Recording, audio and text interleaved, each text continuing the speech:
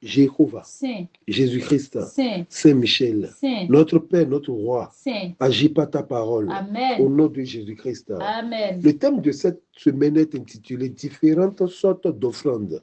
Luc chapitre 21, le verset 1 à 6 sera le texte de base. Jésus, ayant levé les yeux, Oui. vit les riches qui mettaient leurs offrandes dans le tronc. Mhm. Il vit aussi une pauvre veuve Oui. qui mettait 2 petites pièces. Mhm. Et il dit, Et il dit, je vous le dis je en vous le vérité, dis en vérité, cette pauvre veuve a mis plus que tous les autres, Mhm. car c'est de leur superflu Mhm. que tous ceux-là ont mis des offrandes dans le tronc, oui. mais elle a mis de son nécessaire tout ce qu'elle avait pour vivre. Le verset 6, c'est très important. Les jours viendront Oui. où de ce que vous voyez, Oui. il ne restera De pas ce pierre que vous sur voyez, pierre il ne restera point pierre sur pierre.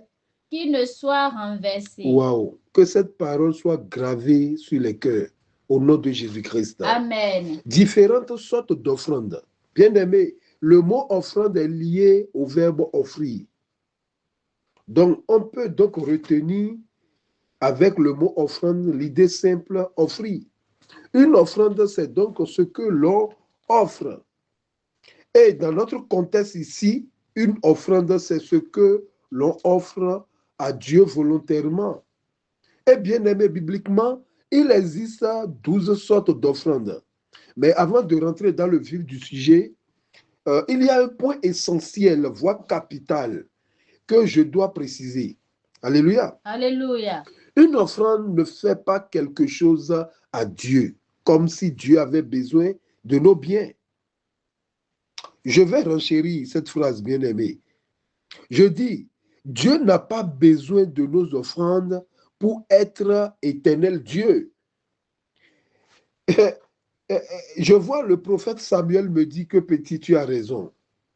Et il me souffle dans les oreilles 1 Samuel chapitre 15, le verset 22 à 23. Écoute. Samuel dit, l'Éternel trouve-t-il du plaisir dans les holocaustes et les sacrifices comme dans l'obéissance à la voix de l'Éternel? Point d'interrogation. Relis-moi ça. Samuel dit, oui. L'Éternel trouve-t-il du plaisir dans les holocaustes et les sacrifices comme dans l'obéissance à la voix de l'Éternel?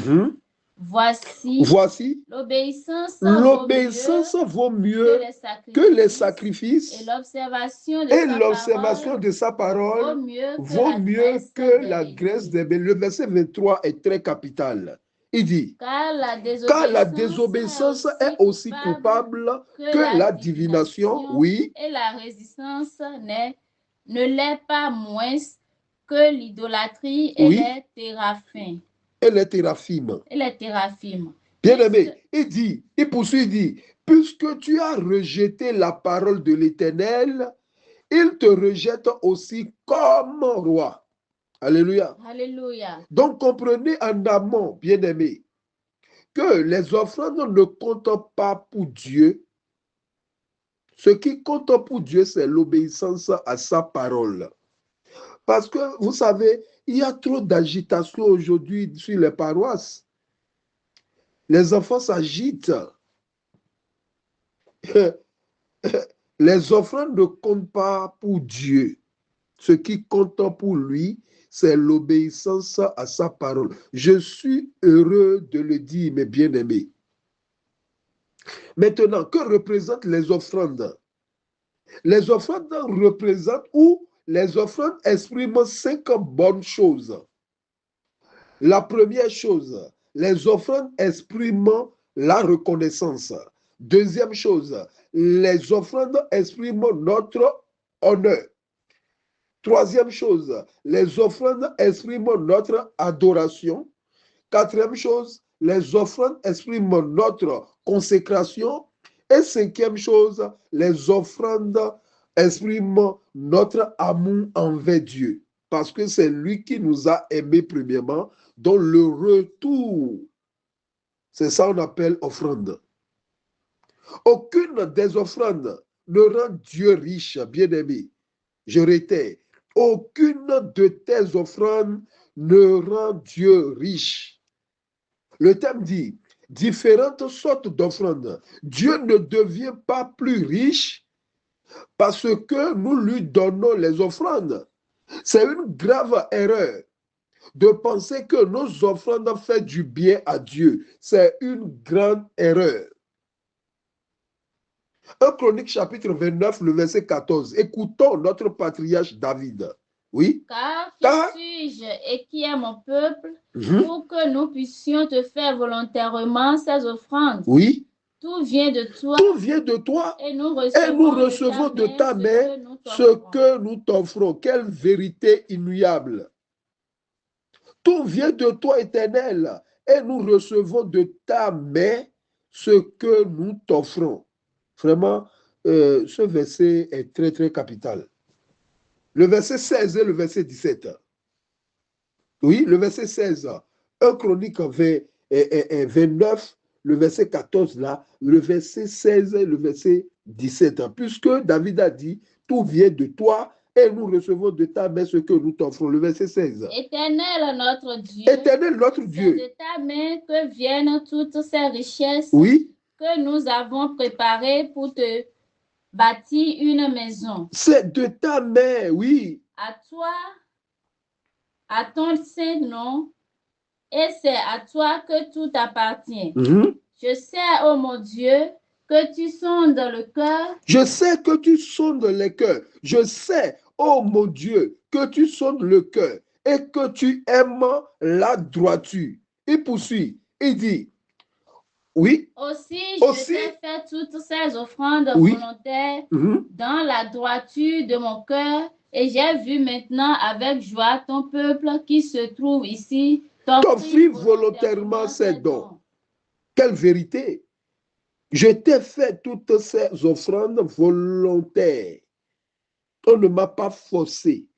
Je l'ai fait volontairement, dans la droiture de mon cœur. David fait des offrandes comment?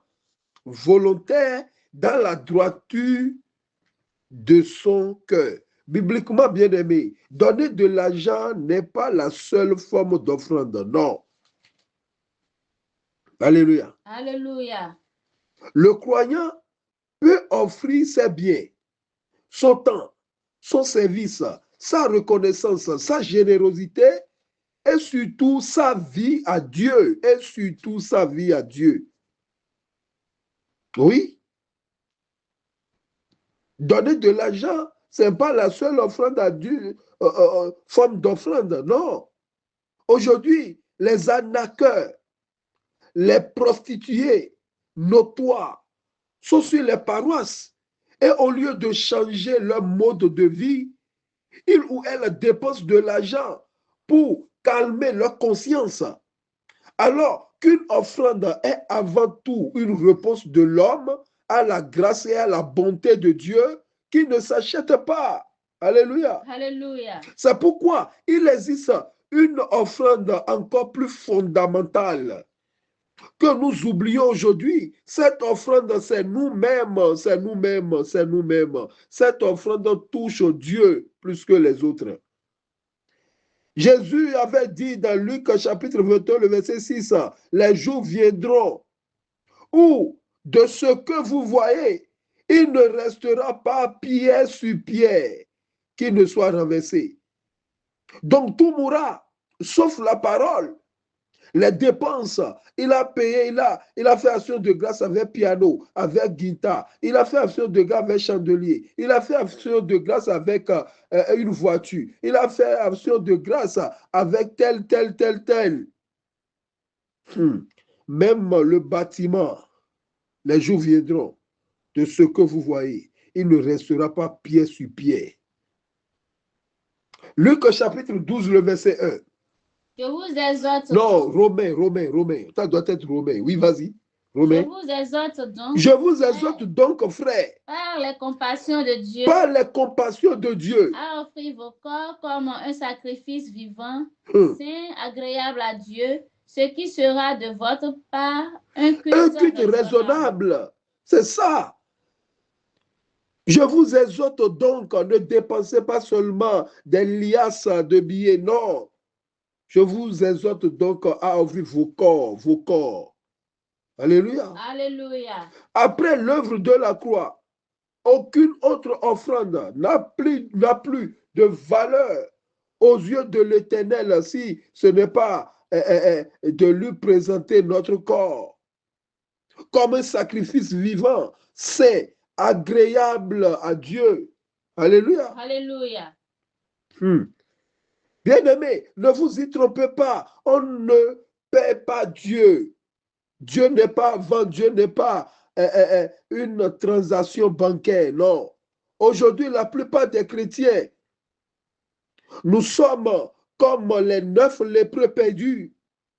Dans ce chapitre aux Romains, Paul nous dit une vérité qui est souvent cachée aujourd'hui à l'Église. C'est-à-dire, cette vérité, c'est quoi? Se donner d'abord à Dieu avant de lui donner ses biens. Je retiens, se donner d'abord à Dieu avant de lui donner ses biens. C'est une vérité qui ne se dit plus à l'Église. Donnez, donnez, donnez, donnez, donnez, faites zindo, donnez, donnez, donnez, on veut fêter, donnez, donnez, donnez. Non, Dieu n'a que fait avec l'argent d'un impudique. Dieu n'a que fait avec l'argent d'un occultiste. Dieu n'a que fait avec l'argent d'un pédophile. Luc 17, verset 15 à 17. L'un d'eux se voyant guéri. L'un d'eux, un lépreux. L'un d'eux, se voyant guéri, revint sur ses pas, glorifiant Dieu à haute voix. Oui. Il tomba sur sa face aux pieds de Jésus Oui. et lui rendit grâce. C'était un Samaritain. Jésus, prenant la parole, dit, les 10... Écoutez bien Jésus-Christ. Les 10 n'ont-ils pas été guéris? Et les 9 autres, où sont-ils? Où sont-ils? Bien-aimés, est-ce que Jésus-Christ réclame leur argent? Non. Leur mouton? Non. Leur bœuf? Non. Ou les champs comme offrande? Non. Ils réclament quoi? Ils réclament leur vie et leur reconnaissance. Car à Dieu les actions et à nous les actions de grâce. Je répète, à Dieu les actions et à nous les actions de grâce. Bien-aimé, il existe plus de 12 sortes d'offrandes dans la Bible qui sont offrandes végétales, offrandes animales, offrandes holocauste, offrande de paix, offrande de péché, offrande de quoi? De réparation, offrande offrande volontaire, offrande d'action de grâce, offrande pour l'œuvre de Dieu. Les prémices sont les offrandes. La libéralité, c'est une offrande. La dîme est une offrande. Alléluia. Alléluia. Je ne peux pas tout expliquer aujourd'hui, toutes ces offrandes. Je ne peux pas tout expliquer aujourd'hui, mais je vais parler des 3 premières offrandes qui ont déjà presque tout dit sur les autres offrandes.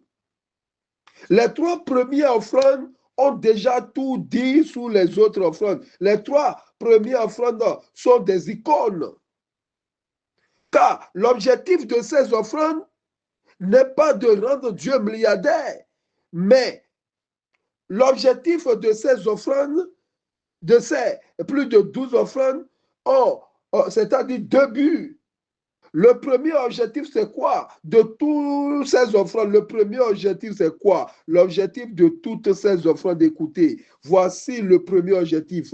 Reconnaître que Dieu est la source des bénédictions. Deuxième objectif, c'est apprendre à craindre Dieu. Voilà l'objectif de toutes les offrandes. Le thème dit différentes sortes d'offrandes. Si toutes ces différentes sortes d'offrandes n'ont pas pour but ces 2 objectifs, donc ce n'est pas une offrande. Reconnaître que Dieu est la source des bénédictions. Deuxièmement, apprendre à craindre Dieu. Église, dans tout ce qu'on fait, si à la base, on n'a pas la crainte de Dieu, nous nous trompons. C'est pourquoi, avant que Salomon ne dise dans le livre des Proverbes, honore l'Éternel avec tes biens et avec les prémices de tout ton revenu dans Proverbe 3, de verset 9, ce verset qu'on aime trop citer à l'église ou bien sur les pamphlets, de fête de moisson, on aime préciser, lis-moi ça. Proverbe 3, le verset 9. Avec tes biens Honore l'Éternel avec de tout ton revenu. Voilà c'est le verset qu'on aime. Mais écoutez ce que Salomon avait dit en amont. Proverbe 3, là, le verset 7 maintenant. Ne sois point sage à tes propres yeux. Oui. Crains l'Éternel et détourne-toi du mal. Avant de préciser que honore l'Éternel avec tes biens et avec les prémices de tout ton revenu, Salomon a donné le secret. Ne sois point sage à tes propres yeux parce que tu as l'argent, tu payes, tu dépenses à l'église. Donc c'est tout. Non, ne sois pas sage à tes propres yeux. Crains l'Éternel et détourne-toi du mal. Bien-aimé, tu dois accepter ça avant d'honorer l'Éternel avec tes biens. Waouh!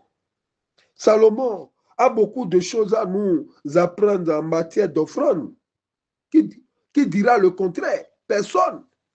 En matière d'offrande, Salomon a beaucoup de choses à nous apprendre.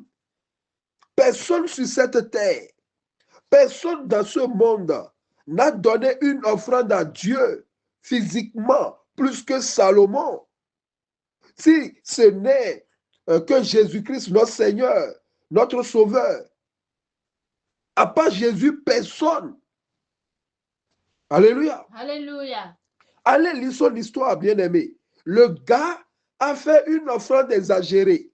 Église, l'offrande de Salomon est un passage très riche pour comprendre la relation entre l'offrande, le cœur du donateur et la réponse de Dieu. Le cœur est au centre.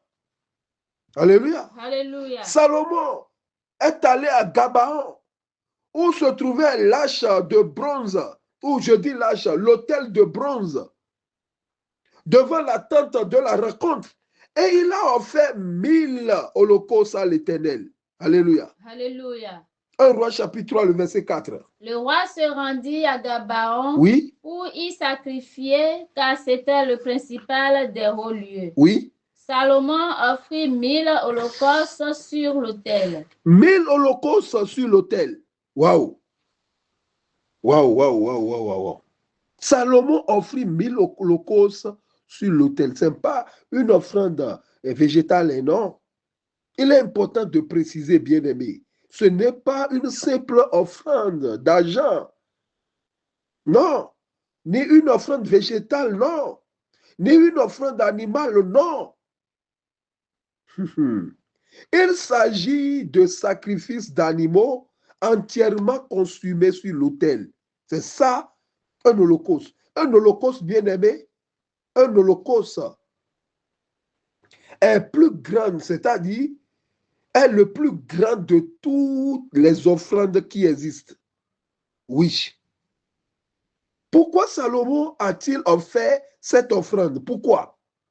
Un verset donne une indication importante. C'est 1 Roi chapitre 3, le verset 3. Remonte un peu en haut. Salomon aimait l'Éternel et suivait les coutumes de David, son père. Seulement, c'était sur les hauts lieux. Merci. Ce verset nous a donné une indication importante. C'est quoi? Salomon aimait l'Éternel. Ce verset me rappelle un verset du Nouveau Testament. Je veux parler de 1 Corinthiens, chapitre 3, le verset 3. Il dit, et quand je distribuerai tous mes biens pour la nourriture des pauvres, quand je livrerai même mon corps pour être brûlé, si je n'ai pas la charité, l'amour, cela ne me sert à rien. Salomon aimait l'Éternel, tout vient de là. Tu ne peux pas haïr quelqu'un et prétendre lui donner des offrandes.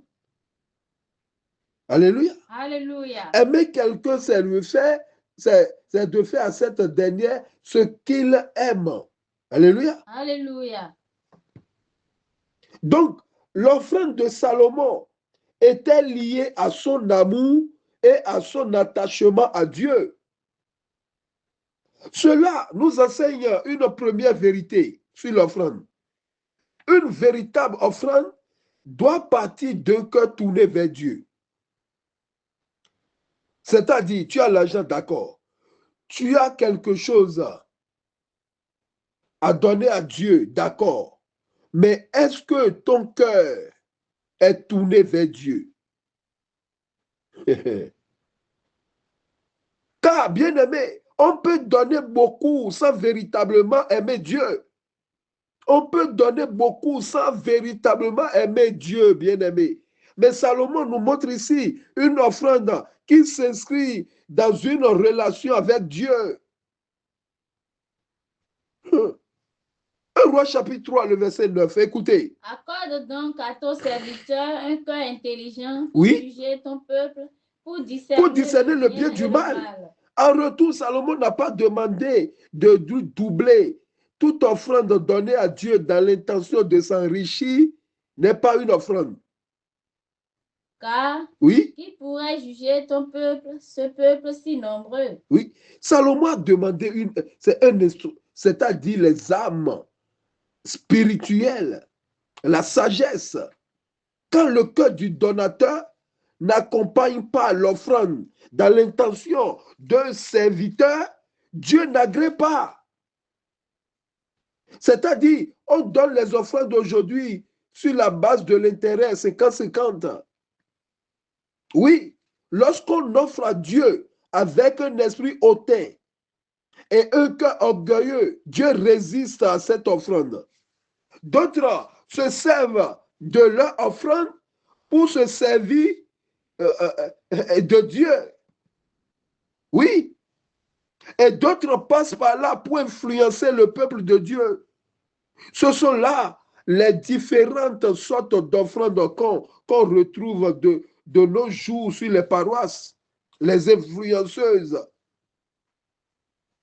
Et ils ou elles ont amené l'offrande et ils vont voir qu'on va les donner leur morceau de leur choix pour pouvoir se glorifier. Yedidia, je dis bien, Yedidia qui est encore Salomon, a réellement compris que sa responsabilité devant Dieu ne doit pas chercher seulement ce que Dieu peut lui donner, non. Waouh. Yedidia cherche. Quand je dis Yedidia, c'est le second nom de Salomon. Yedidia cherche ce dont il a besoin pour mieux servir Dieu. Ce dont il a besoin.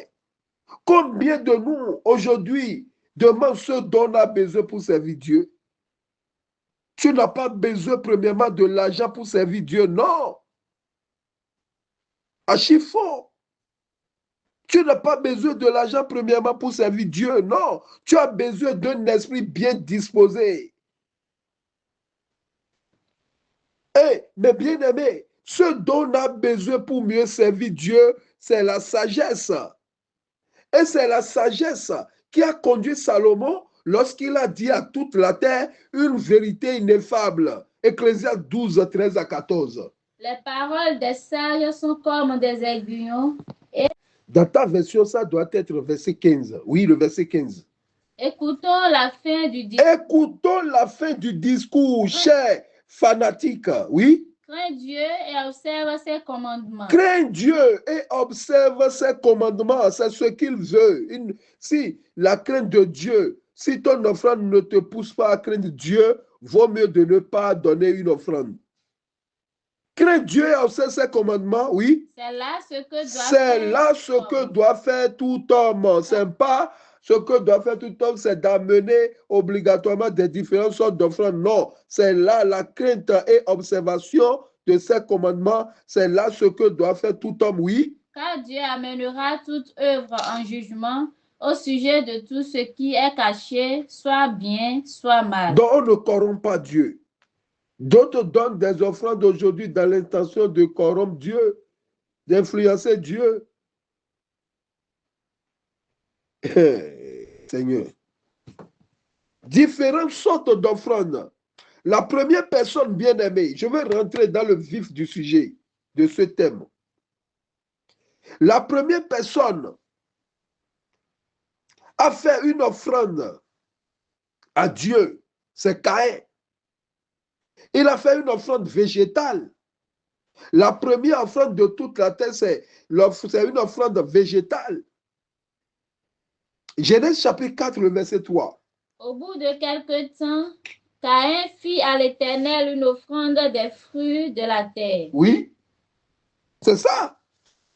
Au bout de quelque temps, remarquez avec moi que c'est Caïn qui a fait, premièrement, son offrande. Alléluia. Alléluia. Et l'offrande de Caïn, c'est une offrande des produits de la terre. L'offrande de Caïn, bien-aimé, représente une adoration venant du travail de l'homme. Car Caïn, vous le savez bien, était un cultivateur et il apporta à l'Éternel le fruit de son travail. Spirituellement, ça veut dire quoi? Spirituellement, cela représente l'homme qui cherche à s'approcher de Dieu par ses propres forces, ses œuvres ou ses capacités. C'est ce que nous faisons aujourd'hui, l'offrande de Caïn. La plupart des chrétiens sont dans l'offrande de Caïn. On cherche à s'approcher de Dieu, pas par la sanctification, pas par la foi à l'œuvre de la croix, mais on cherche à s'approcher de Dieu par nos propres efforts, par nos œuvres et par nos capacités. Alléluia. Alléluia. Les 24 vieillards jettent leur couronne devant Dieu. Ta couronne peut être ton ministère, c'est-à-dire ta renommée, ta couronne peut être ton travail. Tu es prêt à jeter? Aujourd'hui, il y a trop de m'as-tu vu? Aujourd'hui, on n'aime plus cacher les actions de grâce pour donner à Dieu. On aime faire le m'as-tu vu? C'est-à-dire, c'est moi, c'est lui qui a porté, c'est lui qui les a payé le piano. Alléluia. Alléluia. Éphésiens 2, le verset 8 à 9. Car c'est par la grâce que vous êtes sauvés, par le moyen de la foi. Et cela ne vient pas de vous, c'est le don de Dieu. Tu n'es pas sauvé par tes offrandes. C'est par la grâce que tu es sauvé. Cache-toi un peu, cache-toi. Cache-toi un peu. Même Élie, après avoir tout fait, Élie s'est caché. Il a appelé le feu. Le feu est descendu, mais Élie s'est caché. Cache-toi un peu. Tu peux payer l'action de grâce, donner à un enfant, de marcher vers l'autel et déposer.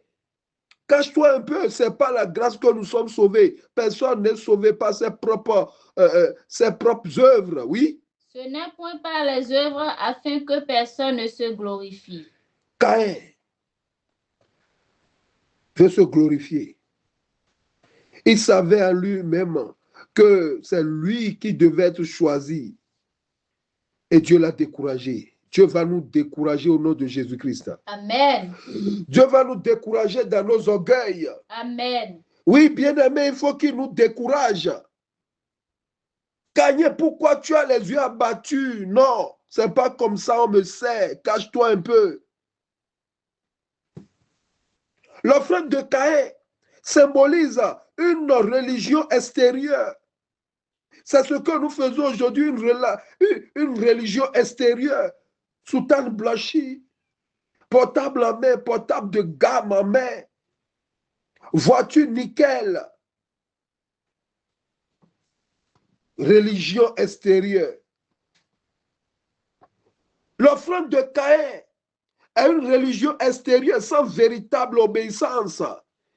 La plupart des offrandes aujourd'hui, à la base, ça ne vient pas d'une obéissance. Bien-aimé, offrir un sacrifice ne suffit pas si le cœur n'est pas droit devant Dieu. Je ne dis pas de ne pas faire des offrandes, mais ça ne suffit pas. Une personne peut donner une offrande, chanter, prier et servir, tout en gardant dans son cœur la jalousie. Une personne peut donner une offrande, chanter, prier, servir, tout en gardant la jalousie, la colère ou la désobéissance. C'est pourquoi, qu'après le rejet de son offrande par Dieu, Caïn a laissé la colère dominer jusqu'à tuer son frère. Parce que la colère était en lui, la jalousie, la haine, la désobéissance était en lui. Et il a caché tout ça pour donner l'offrande. Mais comme l'offrande a été rejetée, ce qui est dans son cœur a parlé. Bien-aimé, Genèse 4, verset 8. Cependant, oui. Caïn adressa la parole à son frère Abel, mais comme il était dans les champs, Caïn se jeta sur son frère Abel et le tua. Waouh! Différentes sortes d'offrandes. Bien-aimé, quelle est la base de tes offrandes?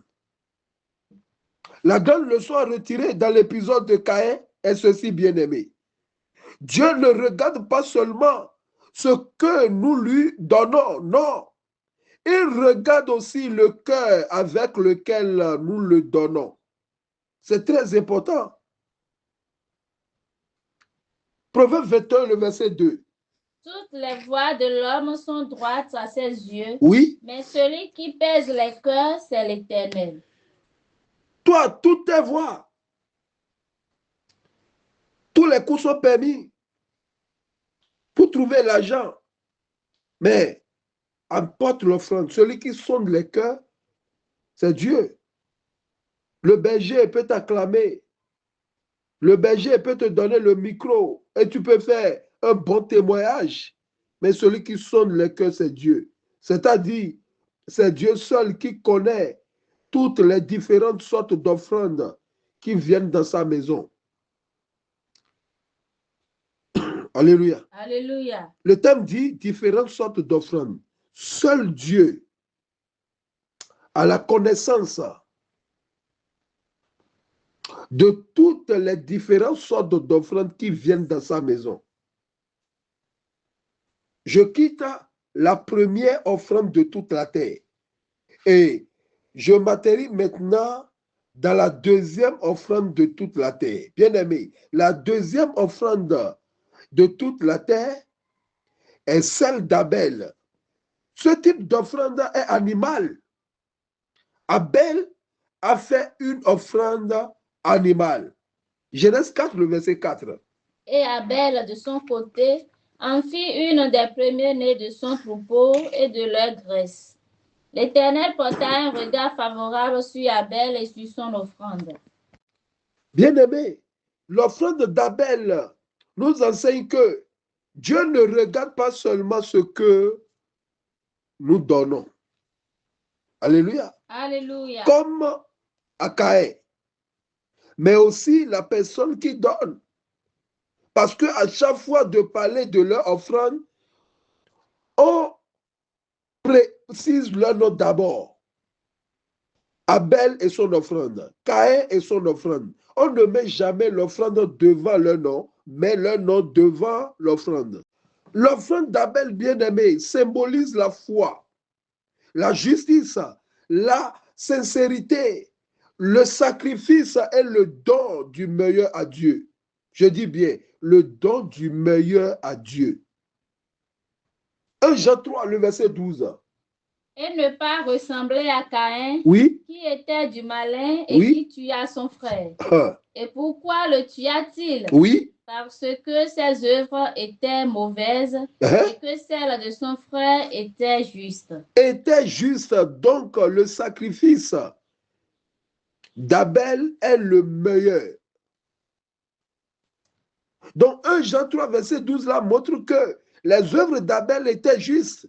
Bien-aimé, l'offrande d'Abel représente la foi parce que Abel n'a pas offert simplement un animal. Il a offert à Dieu avec foi. Ne donne pas seulement des ananas à Dieu, ne donne pas seulement des instruments à Dieu, ne donne pas seulement des bougies à Dieu, mais que ces offrandes soient accompagnées de la foi. Hébreux 11, verset 4. C'est par la foi qu'Abel offrit à Dieu un sacrifice plus excellent que celui de Caïn. Mais au début de la création, on parle de la foi. Abel n'a pas mis son offrande devant la foi, mais la foi devant l'offrande. C'est notre erreur aujourd'hui. Or, sans la foi, il est impossible d'être agréable à Dieu, bien-aimé. Tu peux apporter toute une maison. Or, sans la foi, il est impossible d'être agréable à Dieu. Différentes sortes d'offrandes. Une offrande qui plaît à Dieu commence dans le cœur et s'accompagne de la foi. Une offrande qui plaît à Dieu ne commence pas de façon physique, non. Ça commence dans le cœur. Si ton cœur n'est pas touché, on te dit de faire offrande, tu n'as pas donné à Dieu. Va demander à Naaman. Naaman a amené, c'est-à-dire de l'argent, des habits, de l'or, tout. Mais Élisée avait refusé. Que Dieu n'a pas besoin de ça parce que ça ne vient pas de ton cœur. Tu veux payer Dieu, tu veux acheter Dieu. Dieu n'est pas une transaction commerciale. Je vais faire 3 allégories, bien-aimées, avec l'épisode d'Abel. Voici la première allégorie. Spirituellement, l'offrande d'Abel représente le sacrifice.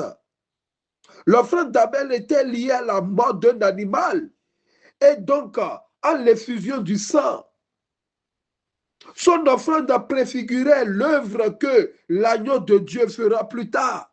Son offrande rappelle c'est-à-dire le principe biblique selon lequel le péché nécessite une expiation. Hébreux 9, le verset 22. Et presque tout, d'après la loi, est purifié avec du sang et sans effusion du sang. Et sans effusion du sang, il n'y a pas de pardon. Donc, Abel avait préfiguré ce que Jésus-Christ viendra faire. Deuxième allégorie, bien-aimé, de l'offrande d'Abel. L'offrande d'Abel annonce Jésus-Christ autrement. Abel était innocent et son sang fut versé injustement par son frère Caïn. Jésus aussi était innocent et son sang fut versé par ses frères juifs. Troisième allégorie. Après la mort d'Abel, la méchanceté continue comme si un juste n'était pas mort. Waouh!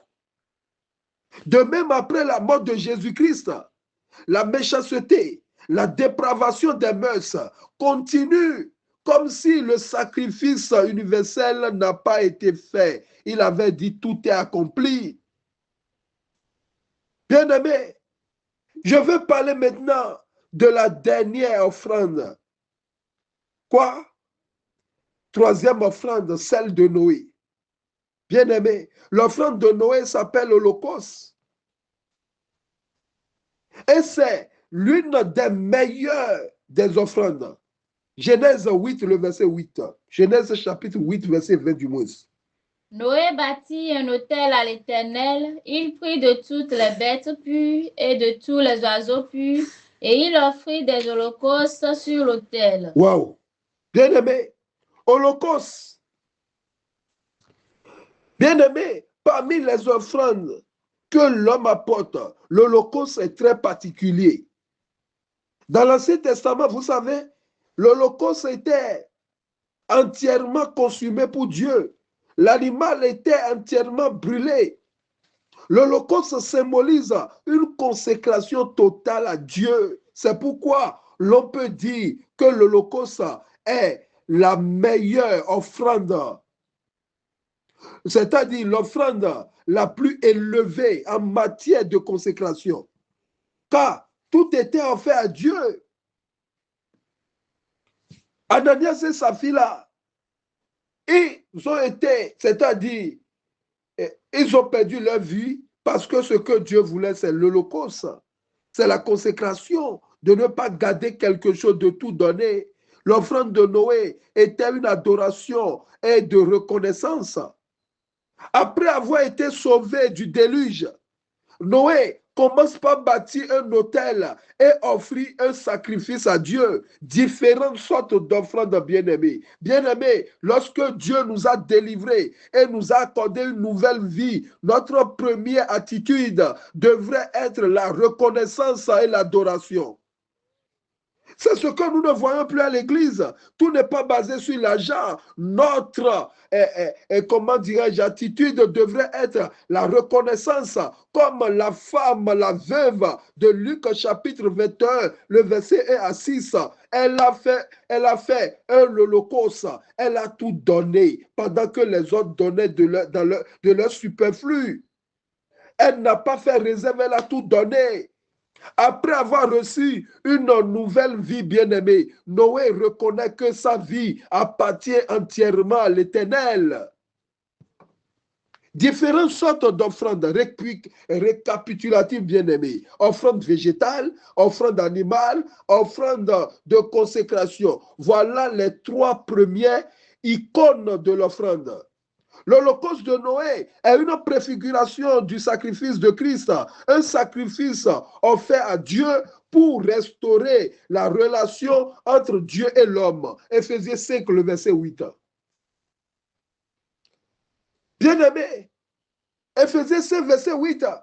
Le verset 2 du moins, le verset 2. Éphésiens 5, verset 2. Et marcher dans l'amour à l'exemple de Christ, oui, qui nous a aimés et qui s'est livré. Christ qui nous a aimés et s'est livré lui-même à Dieu. Pour nous comme une offrande et un sacrifice de bonne odeur. Donc Jésus-Christ même a fait une offrande, mais quelle offrande? Il s'est donné lui-même.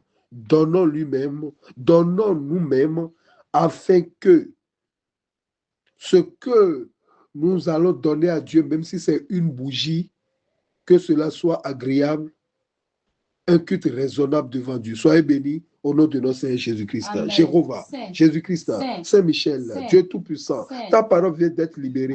Touche les cœurs. Amen. Que cette prédication, que cet enseignement apporte le changement. Amen. Au nom de notre Seigneur Jésus-Christ. Amen. Amen. Amen. Amen. Au nom de notre Seigneur Jésus-Christ. Alléluia. Alléluia.